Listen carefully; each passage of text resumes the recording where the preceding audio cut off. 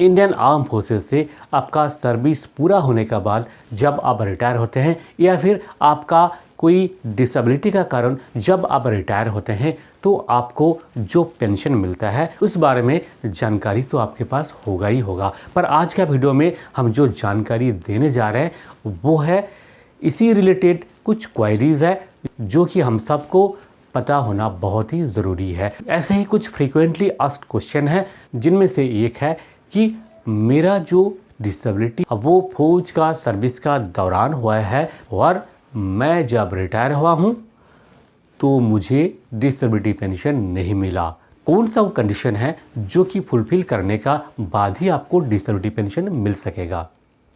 और दूसरा क्वेश्चन जो अक्सर पूछा जाता है वो है जो बिलो 10 ईयर्स ऑफ सर्विस वाले हैं जिनको फौज से डिसेबिलिटी के कारण इनवैलिड किया जाता है या फिर जब परमानेंट डिसेबल हो जाता है उसके बाद जो शेल्टर्ड अपॉइंटमेंट ऑफर किया जाता है वो आपने स्वीकार नहीं किया, यानी कि आप सुइटेबिलिटी कम रिटेंशन सर्टिफिकेट में unwilling to continue further service ऐसे अगर आप करते हैं तब भी आपको medically released from arm forces किया जाता है। तो उस कंडीशन में आपको पेंशन मिल भी सकता है और नहीं भी मिल सकता है। कौन सा वो कंडीशन है जो पूरा होने पर ही केवल मात्र आपको पेंशन मिलेगा और अगर पूरा नहीं हुआ तो आपको पेंशन नहीं मिलेगा। देखते रहिए वीडियो के एंड तक। मैं हूं Vikas Dey, motivational speaker and career consultant. एक सर्विसमैन इंडिया यूट्यूब चैनल में आप सबको बहुत बहुत स्वागत है। अगर आप इस चैनल को अभी तक सब्सक्राइब नहीं किया तो जरूर सब्सक्राइब करें ताकि आगे का वीडियो का नोटिफिकेशन आप तक आसानी से पहुंच सके। सो फ्रेंड्स, अब देख लेते हैं एक एक करके दोनों सवालों का जवाब। सबसे पहला जो सवाल था वो था कौन कौन सा वो कंडीशन है जो पूरा होने का बाद ही केवल मात्र आपको डिसेबिलिटी पेंशन मिल सकता है। जब भी आप रिटायर हुए हैं, आप अपना सर्विस टर्म्स ऑफ एंगेजमेंट पूरा होने के बाद हो या फिर प्रीमेच्योर रिटायरमेंट हो या फिर मेडिकल इनवैलिड हुए हैं, जो भी आप जिस किसी भी रीज़न से आप रिटायर हुए हैं और आपका डिसेबिलिटी है और वो डिसेबिलिटी आपका जो है फौज का सर्विस का दौरान ही डिटेक्ट हुआ है, फिर भी आपको डिसेबिलिटी पेंशन नहीं मिल रहा है। इसका दो ही कारण हो सकता है। देखिए वो दो कारण क्या है, ध्यान से देखिएगा। जैसे कि आप बोर्ड पे देख सकते हैं, फर्स्ट जो कारण है वो है आपका डिसेबिलिटी जो है आइदर एट्रीब्यूटेबल और एग्रीवेटेड या फिर बोथ एट्रीब्यूटेबल एंड एग्रीवेटेड दोनों होना चाहिए, तभी आपको डिसेबिलिटी पेंशन मिलेगा। यानी कि आपका जो डिसेबिलिटी है, जो बीमारी है, उसका कारण मिलिट्री सर्विस होना चाहिए या फिर मिलिट्री सर्विस का दौरान होना चाहिए, यानी कि मिलिट्री सर्विस के साथ कोई ना कोई कैजुअल कनेक्शन होना ही चाहिए। जैसे कि मान लीजिए कि आप मिलिट्री सर्विस का दौरान आपका पैर में चोट लगा है या फिर आप बीपीटी का टाइम आपका पैर में चोट लगा हुआ है या फिर आप ऑफिस में काम करते वक्त आपका पैर में कंप्यूटर का मॉनिटर गिर गया और आपका पैर फ्रैक्चर हो गया।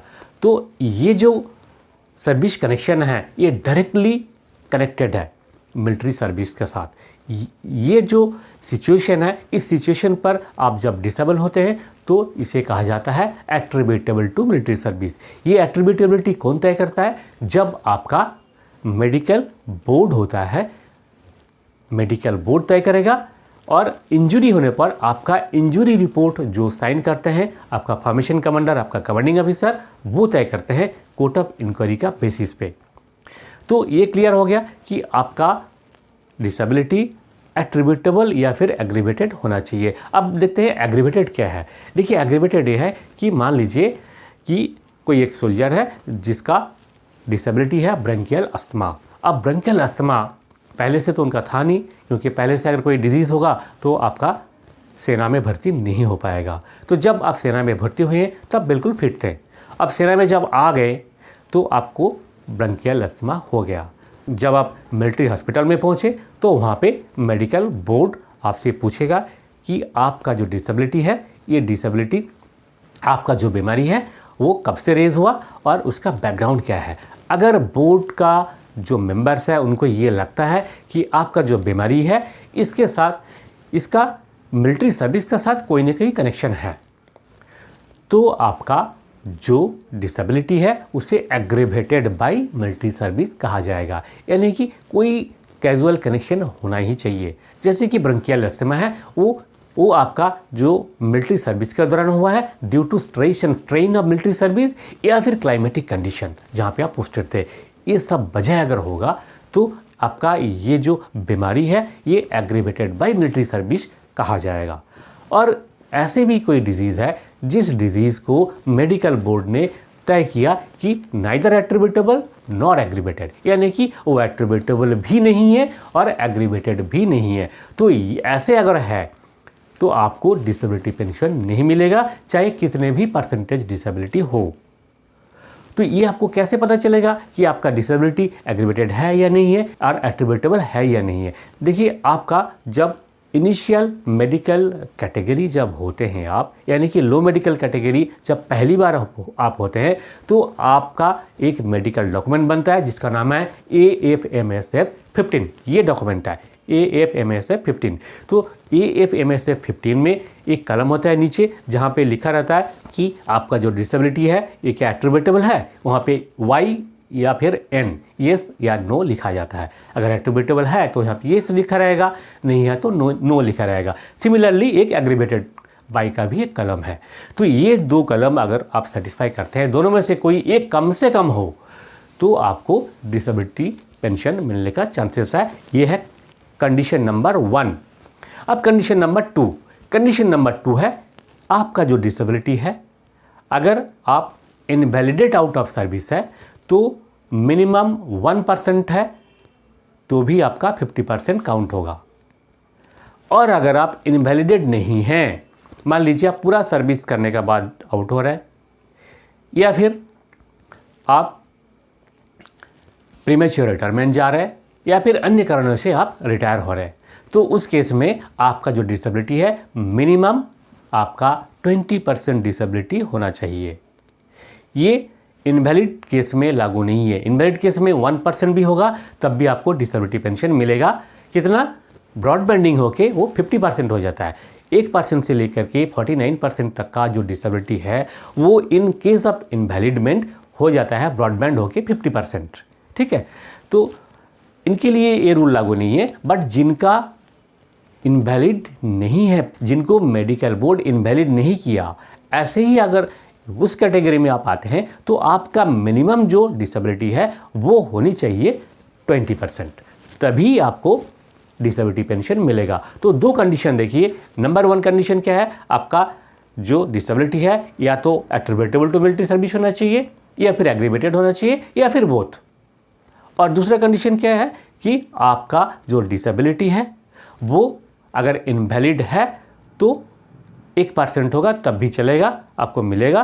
और अगर इनवैलिडमेंट नहीं है तो मिनिमम 20% होना ही चाहिए, तभी आपको डिसेबिलिटी पेंशन मिलेगा। तो ये गया डिसेबिलिटी पेंशन। पर अभी भी एक बहुत बड़ा कन्फ्यूज़न है। कन्फ्यूज़न ये है कि अगर मान लीजिए कि आपका सर्विस 15 साल नहीं हुआ है, 15 साल से कम है, और आपका जो डिसेबिलिटी है नॉट एट्रीब्यूटेबल नॉट एग्रीवेटेड है, तो उस केस में क्या होगा? देखिए, वेरी सिंपल सा कंडीशन है। कंडीशन ये है, जुलाई 2020 से पहले का एक कंडीशन था और उसके बाद के कंडीशन है। तो पहले बता देते हैं, जुलाई 2020 बाद के कंडीशन है। अगर आपका सर्विस 10 साल से कम भी है और आप नॉट एट्रीब्यूटेबल नॉट एग्रीवेटेड यानी कि एने हैं, तब भी आपको इनवैलिड पेंशन मिलेगा। उसके लिए कंडीशन है कि आपका जो डिसेबिलिटी है वो जो है बिल्कुल ही ऐसी डिसेबिलिटी होना चाहिए जिस वजह से आप मिलिट्री एंड सिविल दोनों ही एम्प्लॉयमेंट के लिए अनफिट है, तभी आपको मिलेगा।